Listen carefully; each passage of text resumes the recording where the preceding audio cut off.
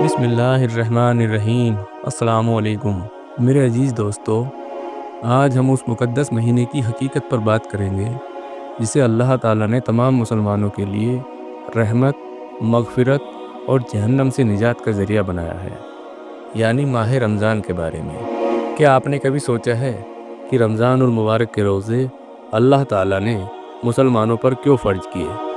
اس کے پیچھے کیا حکمت ہے؟ روزہ رکھنے سے انسان کو کیا فائدہ ہوتا ہے؟ کیا باقی رمضان میں رزق بڑھا دیا جاتا ہے؟ اس پاک مہینے میں اللہ کی رحمت کس طرح برستی ہے اور شیطان کو قید کیوں کر دیا جاتا ہے؟ اس کے علاوہ رمضان کے دوران اللہ تعالیٰ ہر روز کتنے لاکھ لوگوں کو جہنم سے آزادی عطا فرماتا ہے؟ اس مہینے میں وہ اپنے بندوں پر کون کون سے 5 خاص انعام فرماتا ہے جو اس سے پہلے کسی بھی امت کو نصیب نہیں ہوئے؟ اور رمضان کے مبارک مہینے میں بھی کچھ ایسے بد نصیب لوگ ہوتے ہیں جنہیں اللہ کی معافی نصیب نہیں ہوتی۔ آخر وہ لوگ کون ہیں؟ اور سب سے اہم سوال، اگر کوئی اس مقدس مہینے میں بھی گناہ کرتا ہے تو حضور پاک صلی اللہ علیہ وسلم نے اس کے لیے کیا دردناک عذاب بتائے ہیں؟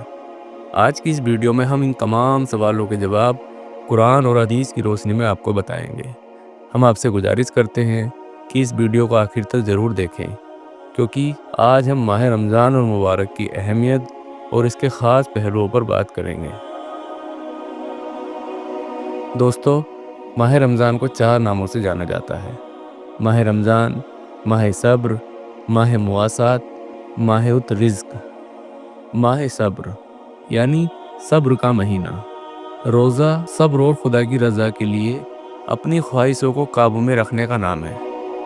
ایک روزہ دار جب بھوک، پیاس اور دنیا کی لذتوں سے دور رہ کر اللہ کی عبادت میں مشغول ہوتا ہے تو وہ صبر کی سب سے اونچی مثال قائم کرتا ہے۔ اللہ تعالیٰ فرماتے ہیں، روزہ میرے لیے ہے اور میں ہی اس کا بدلہ دوں گا، یعنی اس کا اجر اور ثواب خود اللہ تعالیٰ عطا فرمائیں گے۔ ماہ مواسات یعنی بھلائی کا مہینہ۔ مواسات کا مطلب ہے بھلائی اور رحم دلی۔ اس مہینے میں خاص طور پر مسلمان اپنے رشتہ داروں، غریبوں اور ضرورت مندوں کی مدد کرتے ہیں۔ افطار کرانے، صدقہ خیرات دینے اور دوسروں کی مشکلیں آسان کرنے کا بڑا اجر ہے۔ حضور پاک صلی اللہ علیہ وسلم نے فرمایا، جو کسی روزہ دار کو افطار کرائے اسے بھی اتنا ہی ثواب ملے گا جتنا روزہ دار کو ملے گا، بغیر روزہ دار کے ثواب میں کوئی کمی کیے۔ ماہ رزق یعنی رزق بڑھنے کا مہینہ۔ رمضان کے مہینے میں اللہ تعالیٰ اپنے بندوں کے رزق میں برکت عطا فرماتا ہے۔ اس مہینے میں غریبوں اور محتاجوں کو بھی اچھے کھانے اور اللہ کی نعمتوں کا حصہ ملتا ہے۔ یہی وجہ ہے کہ اس پاک مہینے کو ماہ رزق کہا جاتا ہے۔ رمضان کا ہر لمحہ رحمت، مغفرت اور جہنم سے نجات کا ذریعہ ہے۔ اس مہینے کی برکتوں سے زیادہ فائدہ اٹھائیے اور خود کو نیک اعمال میں مشغول رکھیے۔ حضرت سیدنا ابو سعید خدری رضی اللہ تعالیٰ عنہ سے روایت ہے کہ نبی کریم صلی اللہ علیہ وسلم نے ارشاد فرمایا، جب ماہ رمضان کی پہلی رات آتی ہے تو آسمانوں کے دروازے کھول دیے جاتے ہیں اور آخری رات تک وہ دروازے بند نہیں کیے جاتے۔ جو کوئی بھی بندہ اس ماہ مبارک کی کسی بھی رات میں نماز پڑھتا ہے تو اللہ تعالیٰ اس کے ہر سجدے کے بدلے 1500 نیکیاں لکھتا ہے، اور اس کے لیے جنت میں ایک قیمتی پتھر سے محل بنا دیا جاتا ہے۔ جو کوئی ماہ رمضان کا پہلا روزہ رکھتا ہے اس کے پچھلے سارے گناہ معاف کر دیے جاتے ہیں۔ اس کے لیے صبح سے شام تک 70,000 فرشتے مغفرت کی دعائیں کرتے ہیں، اور جب بھی وہ روزے کی حالت میں دن میں یا رات میں سجدہ کرتا ہے تو اس کے ہر سجدے کے بدلے جنت میں ایک ایسا درخت لگایا جاتا ہے جو اتنا بڑا ہوتا ہے کہ اگر ایک گھڑ سوار اس کی چھایا میں 500 سال تک گھوڑا دوڑاتا رہے تب بھی وہ اس درخت کو پار نہیں کر سکتا۔ حضرت سید جابر بن عبداللہ رضی اللہ تعالیٰ عنہ سے روایت ہے کہ نبی کریم صلی اللہ علیہ وسلم نے ارشاد فرمایا کہ میری امت کو ماہ رمضان میں 5 ایسی چیزیں عطا کی گئی ہیں جو مجھ سے پہلے کسی نبی کی امت کو نہیں ملی۔ پہلی چیز، جب ماہ رمضان کی پہلی رات ہوتی ہے تو اللہ تعالیٰ اپنی رحمت کی نظر سے امت کی طرف دیکھتا ہے، اور جس کی طرف اللہ تعالیٰ کی رحمت کی نظر ہو جائے اللہ تعالیٰ اسے کبھی عذاب نہیں دے گا۔ دوسری چیز، شام کے وقت روزہ دار کے منہ سے جو بو آتی ہے وہ اللہ تعالیٰ کے نزدیک مسک کی خوشبو سے بھی زیادہ پیاری ہے۔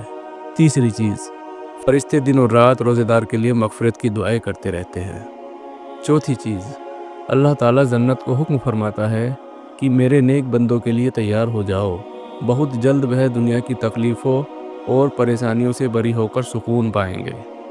پانچویں چیز، ماہ رمضان کی آخری رات آتی ہے تو اللہ تعالیٰ سب کی مغفرت فرما دیتا ہے۔ مطلب مزدور جب اپنے کام سے فارغ ہو جاتا ہے تو اسے اس کی مزدوری دی جاتی ہے۔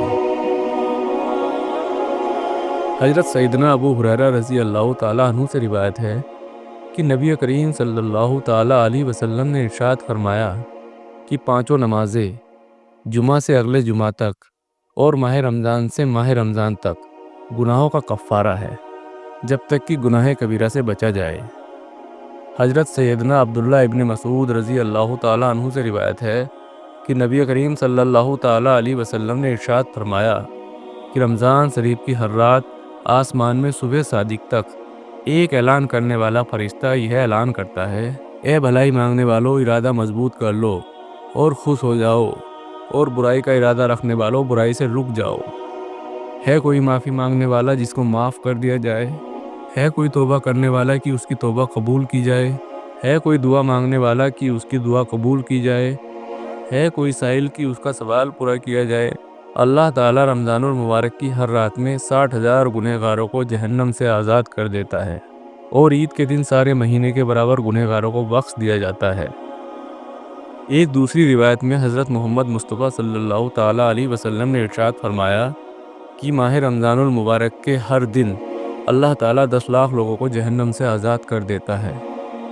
حضرت سیدنا عبداللہ ابن عباس رضی اللہ تعالیٰ عنہ سے روایت ہے کہ نبی کریم صلی اللہ تعالیٰ علیہ وسلم نے ارشاد فرمایا کہ اللہ تعالیٰ ماہ رمضان میں روزانہ افطار کے وقت 10 لاکھ ایسے گناہ گاروں کو جہنم سے آزاد کر دیتا ہے جن پر گناہوں کی وجہ سے جہنم واجب ہو چکی تھی، اور جمعے کے دن اور رات کی ہر گھڑی میں 10 لاکھ گناہ گاروں کو جہنم سے آزاد کیا جاتا ہے جو اللہ کے عذاب کے حقدار بن چکے تھے۔ حضرت سیدنا عبداللہ ابن عباس رضی اللہ تعالیٰ عنہ سے روایت ہے کہ نبی کریم صلی اللہ تعالیٰ علیہ وسلم نے ارشاد فرمایا، جب رمضان اور مبارک کی پہلی رات آتی ہے تو عرش اعظم کے نیچے ایک خاص ہوا چلتی ہے جسے مسیرہ کہا جاتا ہے۔ یہ ہوا جنت کے درختوں کے پتوں کو ہلا دیتی ہے، جس سے اتنی پیاری اور سریلی آواز پیدا ہوتی ہے کہ ایسی خوبصورت آواز پہلے کبھی نہیں سنی گئی۔ اس دل فریب آواز کو سن کر بڑی بڑی خوبصورت آنکھوں والی جنت کی حوریں آ جاتی ہیں۔ وہ جنت کے اونچے محلوں پر آ کر ٹھہر جاتی ہیں۔ پھر وہ حوریں جنت کے دروگا حضرت رضوان علیہ السلام سے پوچھتی ہیں، آج یہ کیسی رات ہے؟ حضرت رضوان علیہ السلام جواب دیتے ہیں، یہ رمضان المبارک کی پہلی رات ہے۔ آج امت محمدیہ کے روزے داروں کے لیے جنت کے دروازے کھول دیے گئے ہیں۔ یہ مہینہ اللہ تعالیٰ کی رحمت، مغفرت اور جہنم سے نجات کا مہینہ ہے۔ اس پہلی ہی رات سے اللہ اپنے بندوں پر رحمت کی بارش فرماتا ہے اور جنت کی نعمتیں روزے داروں کے لیے سجائی جاتی ہیں۔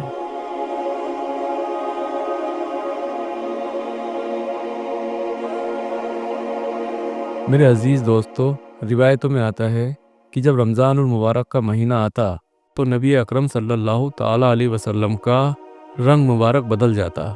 آپ عبادت میں مشغول ہو جاتے اور اللہ کی بارگاہ میں دل سے دعائیں فرماتے۔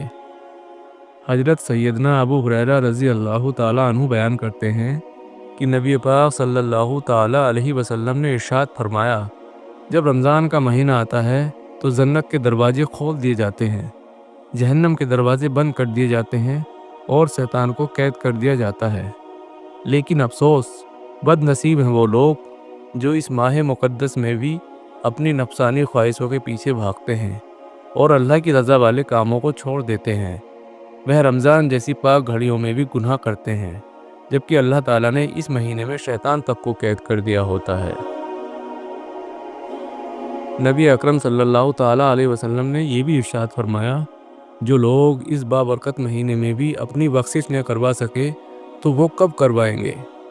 حضرت سیدنا ام ہانی رضی اللہ تعالیٰ عنہ سے روایت ہے کہ نبی کریم صلی اللہ تعالیٰ علیہ وسلم نے ارشاد فرمایا، میری امت کبھی جلیل اور رسوا نہ ہوگی جب تک کہ وہ رمضان کا حق ادا کرتی رہے گی۔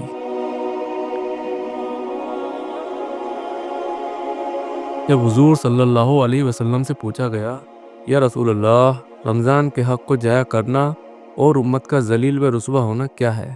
تو آپ نے ارشاد فرمایا، رمضان میں حرام کاموں کو کرنا، اور پھر فرمایا، جس نے رمضان میں زنا کیا یا شراب پی تو اگلے رمضان تک اللہ تعالیٰ اور اس کے تمام فرشتے اس پر لعنت کرتے رہیں گے، اور اگر وہ اگلے رمضان سے پہلے مر گیا تو اس کے پاس ایسی کوئی نیکی نہ ہوگی جو اسے جہنم کی آگ سے بچا سکے۔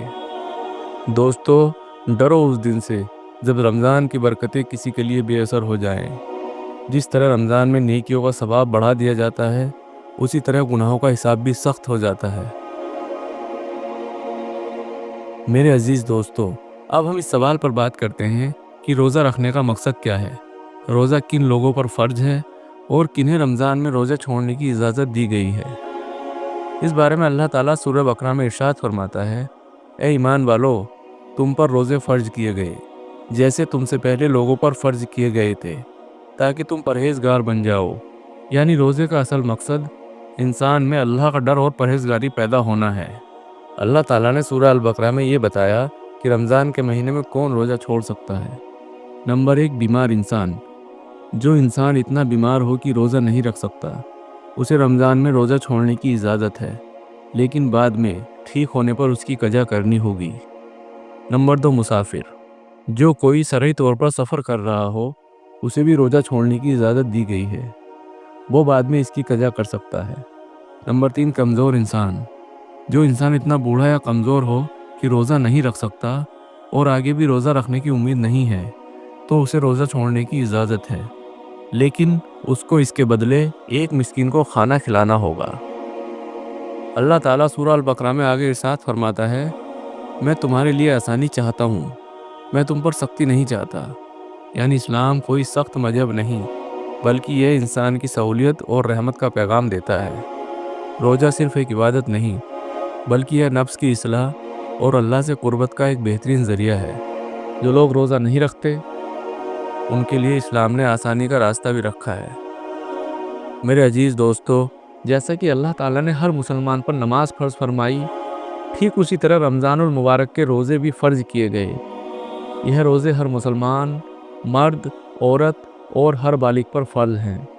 اللہ تعالیٰ ہمیں ان تمام برائیوں سے بچائے جن برائیوں کی وجہ سے پہلی امتیں ہلاک ہو گئی، اور وہ لوگ اللہ تعالیٰ کے دردناک عذاب کی سزا کے حقدار بنے۔ ہماری دعا ہے کہ اللہ تعالیٰ ہمیں اس پاک مہینے میں زیادہ سے زیادہ عبادت کرنے کی توفیق عطا فرمائے، اور ہمیں اس مہینے کے سارے روزے رکھنے کی توفیق دے۔ آمین۔